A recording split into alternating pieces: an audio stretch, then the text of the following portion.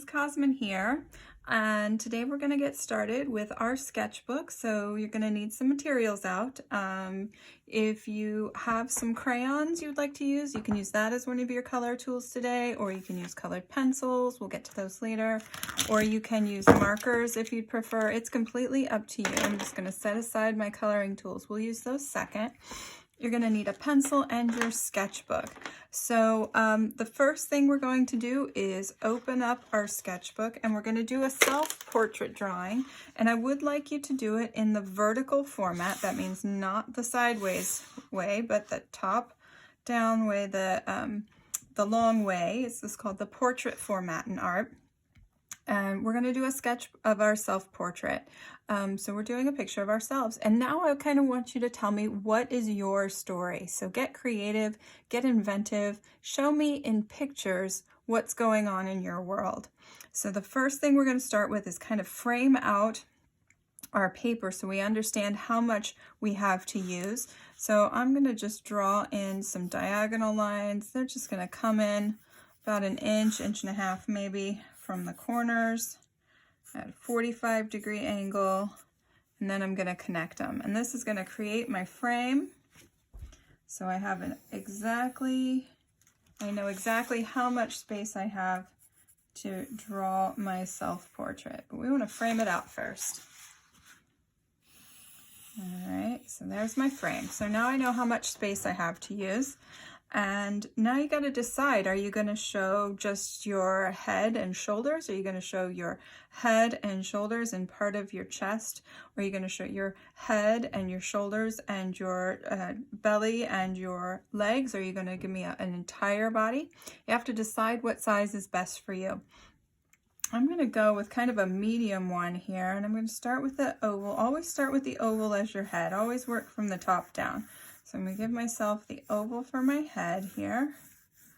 And by working with pencil nice and lightly, I can go ahead and erase any lines that I don't like. So if you're working in sketchy lines like I like to do, and we can clean that up really easily, especially if you do it very lightly. All right, so I'm going to get that blocked off, okay?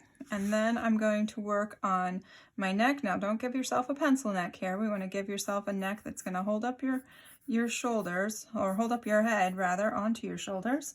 There we go, and make that nice and thick. And then I'm going to give my shoulders to come out to here. There we go, come on out and right off the page. Now, if once you run into your frame, stop drawing. You don't want to go right through your frame, because then we've got an overlapping problem, and that's a boo-boo. So we're going to stop right when we run into the frame. And for this hand, I'm going to be holding something up. So I'm going to bring that one back up, like my elbow's bent right here. And bring that up. So here's my arm coming right down there to my body. And then I'll put one over here that's going to give an indication of this arm. Maybe out to there. There we go. Okay, so kind of giving a real quick indication of what's going on, maybe right there with my hand is going to be. All right, now once you've gotten this far, then you can start backing off a little bit of the big structure and go into some of the smaller details. So first of all, put clothes on your body, because that is always a necessity in my art class. We're not doing our naked pictures. No. All right, so we're going to work on the eyes. Now, if you want, this is not a very large portrait, so if you want to go rather simple with your eyes, you can. If you want to make these details a little bit more specific, you can always go with the almond-shaped eye, which is a little bit more difficult in art, but you can do that if that's what you would prefer. I'm going to go with my almond-shaped eye here. Maybe give myself an eyelid. Indication of some eyelashes here. There we go. And then right over on the other side, this is just a rainbow line, a smiley face line, and then part of an oval, part of a circle here. The top of the circle is cut off by the eyelid, which is just another rainbow line. Give the pupil of the dark part of my eye, and then the colored part, which is the iris, which in my case is brown. Yours might be blue or gray or black, green. Those are all different eye colors you might have. Okay, so there's that. And then I'm going to give myself some indication of my nose. And I'm just going to go pretty simple on my nose. Most important thing to know is that your nose is not directly here between your eyes. So make sure it drops down lower than your eyes. And then you can go ahead and decide what kind of mouth you want to give yourself. I'm going to be smiling really big, but not showing teeth, because teeth are difficult. I'm not going to lie to you about that one. If you want to try it, go right ahead. But for my money, keeping my lips shut is a little bit better idea. There we go. A little bit of a smile there, and you can always erase something if you don't like it, because we're drawing with pencil. Once you get with your marker, then that's going to be a little more difficult. That looks really funny when I have no hair. That's what I look like with no hair. Isn't that amazing? So if I were to shave it all off, that's what I would have. Now the ears, they go between your eyes and your nose, and you should know that from first grade. Hopefully you do, and we just have a C and a backward C. That was my backward C. Here's the regular C. There we go, right on the side of my head there. And now we get to the fancy part, the fun part, the hair part. And I'm just going to, I got my hair cut over the summer, so my hair's a little bit different than I normally draw it. I'm not quite used to drawing it this way yet, so I'm gonna get a little creative on my hairstyle here. And I've got some shorter hair, so it kind of sticks out the sides there. It's got a little of that zigzaggy going on, and you can see a little bit of it right there, the back of my neck behind my head. And then I gotta go across the top of my head here, and I've got these little zigzags. You do the best you can with the hair that you've got. This is difficult to do in a drawing video because everybody's hair looks so much different. Just do the best you can with the kind of hair that you've got. Look in a mirror if that helps you out. There we go. All right, come back in here, get some of my best fit lines. I'm pretty happy with that drawing. I'm going to erase the top of my head here now and work on some more details in other areas. All right, so there's that. That's pretty good. I'm pretty happy with that. Get rid of some of this stuff, this extra lines in my ears. Don't need those. Maybe I'll get some of those details going in my ears. There's a little bit of detail, a little bit of shadow. There we go. Oh, I'm liking it so far. Happy with the way that looks. All right, so then I come down here. Maybe I'll give myself a pattern on my shirt. Maybe I'll do some stripes. Big fan of stripes. Any other kind of bold patterns you might like. And now I'm asking you to tell a story here. So think about what your story is going to be. I am going to create my story right about now, because in this hand that's sort of falling off the paper right underneath the frame, I'm going to be holding a paintbrush. So I'm going to be kind of holding it in this hand like this, so I need to kind of think about how my thumb is going to come up. So my thumb's going to come up and cover. If you can see, my thumb kind of arches over to the right side, so I'm going to come over and bring my thumb out that way. There's that, and then the thumb comes down, and I'm not going to see too much of that because the frame's in the way, which is fine. But I'll have my paintbrush here. Here's the end of my paintbrush, holding it in my thumb. There we go, clean up some of that.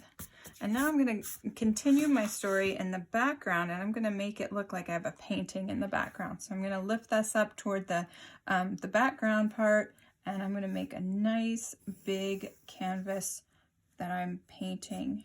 So here is my canvas that I'm going to be painting, and I think I'm going to put some like after Vincent van Gogh sunflowers here. So I'm going to have a vase in my painting and some flowers coming up, and these are going to be those heavy kind of sunflowers that Vincent would make. He would make these kind of sunflowers. After Vincent van Gogh, my sunflowers in my painting. But again, my frame's in the way, so I'm not going to be drawing on top of my frame. All right, now if I had more time, I would continue this drawing and make my story even more elaborate, even more detailed, but I want you to have a chance to do yours. So from this point on, I'm going to go ahead and start adding the color part.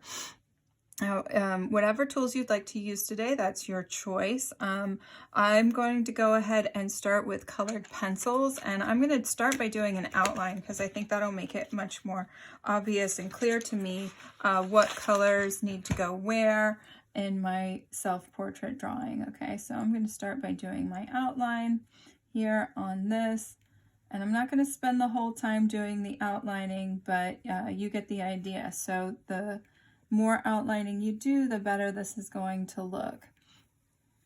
Okay. You don't have to use black to outline either. You can use whatever colors suit your fancy for your self-portrait. Whatever seems to make the most sense to you on what you want to show, what you want to tell, the story that you want to tell about yourself. Okay, so I'm just going to outline just my head, but know that if I had more time, I would be outlining absolutely everything. I'd be outlining my eyes, my nose, my mouth, my shirt, my background, even my frame would be getting outlined. So I'm not going to continue doing that, but you certainly can and you should. All right, after you've got that, then you've got to decide what kind of colors are you going to add. Are you going to do crayons? Are you going to do markers? What's going to convey your story the best? What materials are going to convey your story the best? I am going to outline my eyes because it's bothering me that they're not outlined, so I'm going to go ahead and do it right now. Think about that. Think about the material. Make the material work for you and the way you want to tell your story. So if you think about it, crayons are kind of like the softest material you might choose. So if you want to convey real softness in your picture, you might choose crayons. If you want to go with a real kind of hard feeling, you might choose markers, because markers are going to give us the most solid kind of tough feeling that you might have when you're looking at a color. The colored pencils are kind of in the middle. You can get soft with your colored pencils by lightening up the pressure and using them in a very gentle way, or you can get really tough with them by pressing down really hard, and that's just a bonus feature for the colored pencils. You can do them both ways. Also with the colored pencils, you might end up finding a better skin color or be able to mix a skin color up for you in a little bit nicer way than you would normally with crayons or markers, where you're kind of just stuck with the one color. So for example, these two colors here would give a nice blend for skin color. So you could use this one separately. You could use this one separately. You could put this one down first and layer a darker color on top of it and get kind of a medium tanny kind of peach. So you can use the colored pencils in a little bit more fluid way than you can the crayons or the markers. All right, so that's your assignment for today. You're gonna finish your entire page. I want you to do all of it. I want you to do your the color on your body, on your shirt, on your face, your head, everything, your background, and include your frame. So I want you to decorate up your frame as well. I'm going to go ahead and finish up this picture, and I'll put it in the Bitmoji class so you can see what it looks like finished. All you have to do is click on the stack of papers in the Bitmoji classroom to see my finished example. Good luck, you guys. I hope it goes well.